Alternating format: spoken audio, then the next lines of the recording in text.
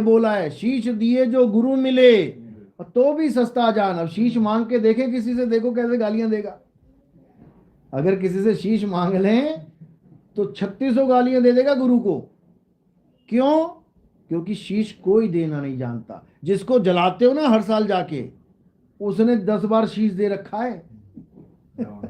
जिसको तुम राक्षस मान रहे हो, जिस रावण को, उसने अपने गुरु को, अपने भगवान को 10 बार शीश दे रखा है। तुम उंगली दे के दिखा दो किसी भगवान के नाम पे, शीश तो बहुत दूर की बात है।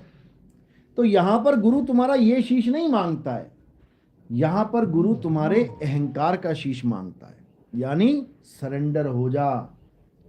जिस दिन चेला सरेंडर हो जाए गुरु के आगे, फिर कुछ बचता ही नहीं है। तू तू करता तू भया, मुझ में रहा ना हूं, आपा परखा मिट गया, और जित देखूं तित तू। यानी मैं जब मिट गया, जब मैं मिट गया तो तू ही तू है, फिर तुझ में और मुझ में, यानी जो तू सो हम, फिर हम में कोई फर्क नहीं रहा। लेकिन ये कब होगा? जब इस आपा को खत्म करोगे, जब अपने आप को आदमी, औरत, सरदार, मोना, पंडित, मुल्ला, काजी, इन सब चीजों से आजाद कर दोगे, तब परखोगे, तब समझ में आएगा जो तू सो हम। ये अवस्था तब बनेगी जाके, ये बातों से नहीं बनेगी कि हमारे सत्संग सुने किसी ने और अपना YouTube चैनल बना के गुरुजी बन गया।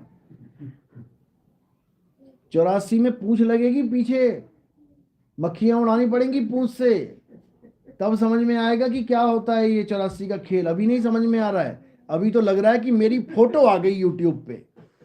उसको ये भी नहीं पता कि ये तेरी फोटो है भी कि नहीं।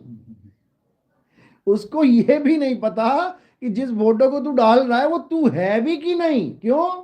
क्योंकि स्वरूप ज्ञान नहीं है, स्वरूप ज्ञान नहीं है। जो अपनी फोटो को देख के इतरा रहा है ना, उसको स्वरूप ज्ञान नहीं है। वो उलझ गया उस फोटो में। यानी वो किससे प्रेम कर बैठा? वो उस शरीर से प्रेम कर बैठा जो उसका नहीं है, उसका स्वरूप नहीं है। किसका? ये देव निरंजन सकल शरीरा। उसने बाकी शरीरों को हटा, जिस फोटो को तू डाल रहा है वो तू है भी कि नहीं। क्यों? क्योंकि स्वरूप ज्ञान नहीं है, स्वरूप ज्ञान नहीं है।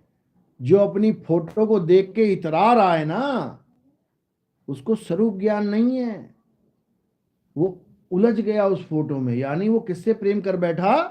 वो उस शरीर से प्रेम कर बैठा जो उसका नहीं है, उसका स्वरूप नहीं है। किसका? ये देव निरंजन सकल शरीरा।